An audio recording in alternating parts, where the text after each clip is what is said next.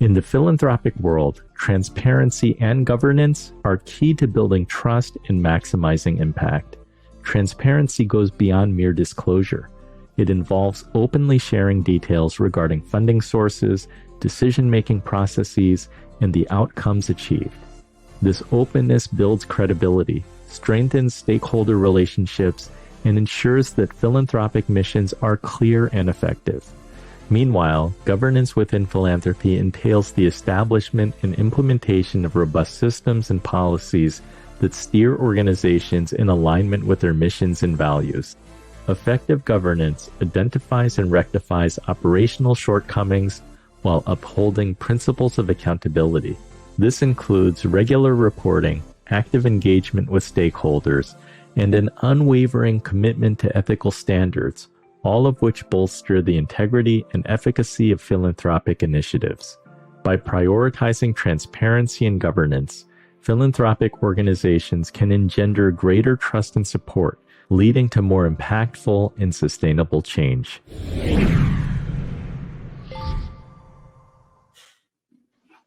Vicki, you work with a lot of corporations and large entities.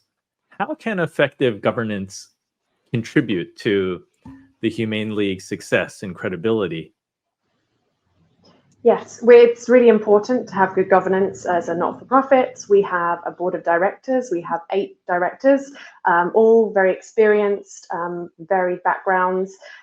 We have auditing processes, policies, procedures, and we try to be as transparent as possible. And with that, we have won awards. So there's organizations like animal charity evaluators that evaluate the work that we do, the cost effectiveness, the governance that we do, and they take that in mind. And we've been awarded top charity from them every single year that they've been doing this work. There's other certificates that you can get as you work through this, from like Best American Charity and top charity from Charity Watch, for instance. So there is ways to get awards or certifications that allow you to promote that you have good governance, that you take it seriously, and that can be helpful. Certainly, we know that a number of people come to us because of animal charity evaluators. They look up, how can I do the most with my money for animals? And they find us through that. And that's been a fantastic way to bring new donors into the organization to hear about our work. Yeah, congratulations on those recognitions. Wendy, to what extent has transparency and also governance influenced the growth and impact of Impact 100? I would say that we are founded on this notion of being transparent. When I went to create the Impact 100 model, it was because I had met way too many women who weren't involved in any way in community service or philanthropy. And when I asked them why, there were lots of reasons. They didn't think they knew enough. They didn't think they had enough money, that when they gave, it wouldn't matter. They talked about making donations other places and never really knowing when or how the money was spent, if it was spent, and if it made a difference. But the other thing that was keeping them from it was this notion, if we have one misbehaving, high-flying nonprofit CEO who, in addition to making a really high salary, ends up embezzling more money and taking the nonprofit private plane and doing all these things, one bad actor can really influence a whole lot other people who, if they don't know better, will believe that this person or this organization is typical. And there is this sense that that no one really knows what happens behind the curtain. And that's why Impact 100 takes 100% of the donations that our members give us and pull it all together and offer it to the local community and grants. It is so transparent that women know exactly how many members we have and how much money we have to give away. And I think it's vital.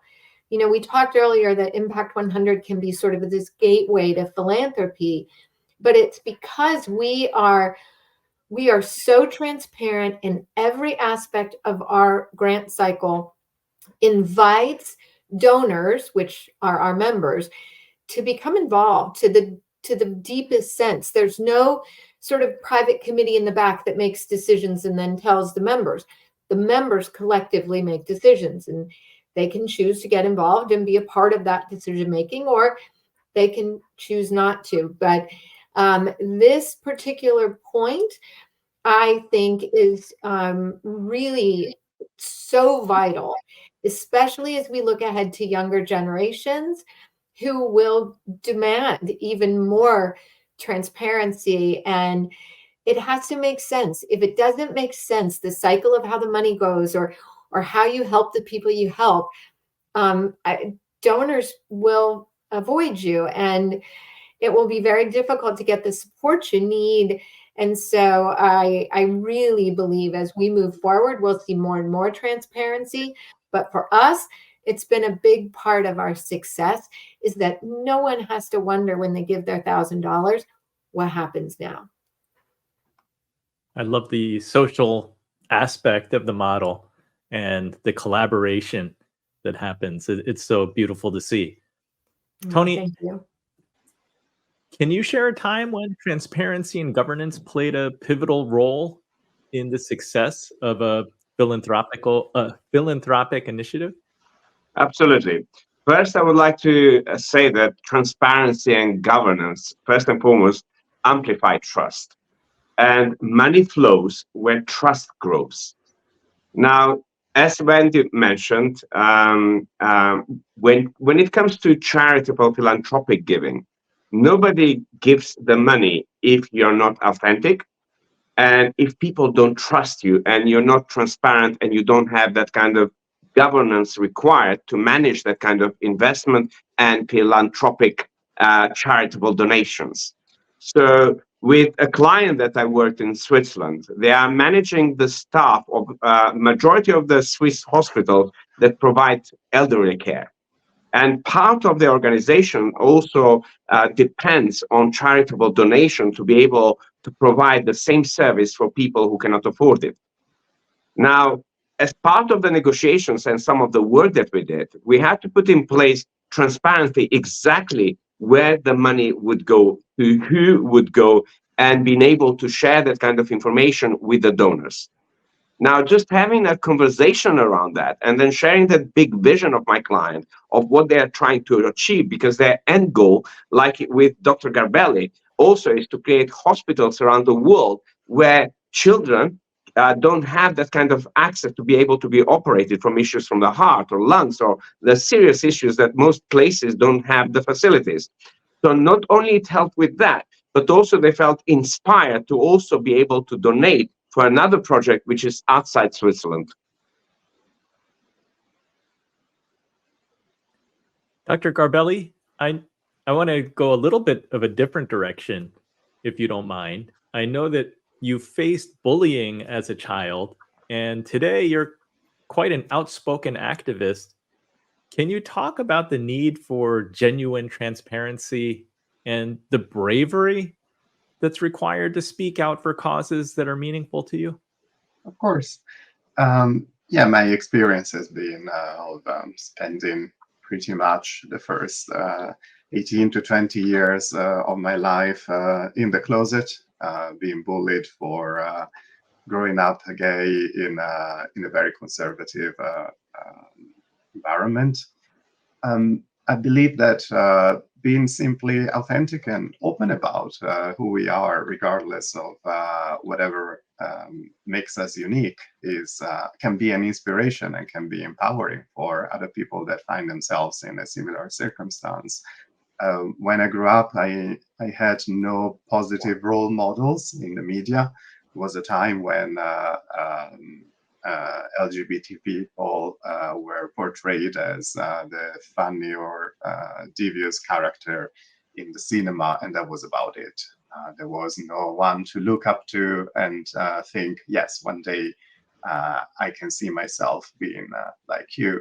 And I think although society has changed quite a lot, we're still struggling to find positive role models in a lot of different areas and roles in society. It still makes headlines when we hear, oh, this country has the first LGBT prime minister. And yeah, we're not quite there. It's still needed. It's still work that that is going to make have a huge impact on everyone that is growing up facing similar challenges. Well, thank you for sharing that. I want to thank all of our panelists for joining this episode and really being so impressive and inspiring individually, and then collectively really moving me. If I can just highlight a few quick takeaways, I love the psychological benefits that giving provides. There's emotional satisfaction, it enhances mental well-being, and the more generous we can be, it can bring us happiness, fulfillment, and reduce stress. I love the idea that legacy through our giving can have a lasting impact beyond a giver's lifetime, and to have a commitment to a cause. And of course, there are also potential tax benefits.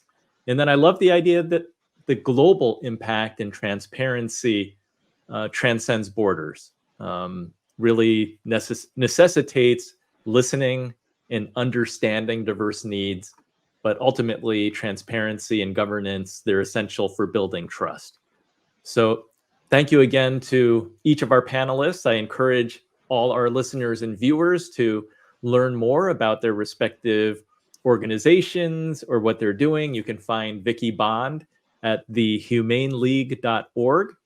You can find more about Wendy H. Steele at wendyhsteele.com. That's STEELE.com. Tony J. Selimi, you can find at tonyselimi.com. And Dr. Pietro Garbelli, he's at drgarbelli.com. Thank you, everyone, for sharing all your insights, your stories, your expertise with us. And I want each and every one of you to think about how can you be a philanthropist, and think about one cause where you would like to put either a monetary donation or lend your talents and time to. Join us next week. We'll be back Wednesday, March 6th at 6 p.m. Eastern. We're talking about the financial empowerment for women, bridging the gender wealth gap. It's going to be a great episode. Dr. Judith Wright will be back as a panelist, and I'm sure that we're going to assemble a fantastic panel to discuss the topic. So please join us then. Until next time, do something that scares you, because that's where the magic happens.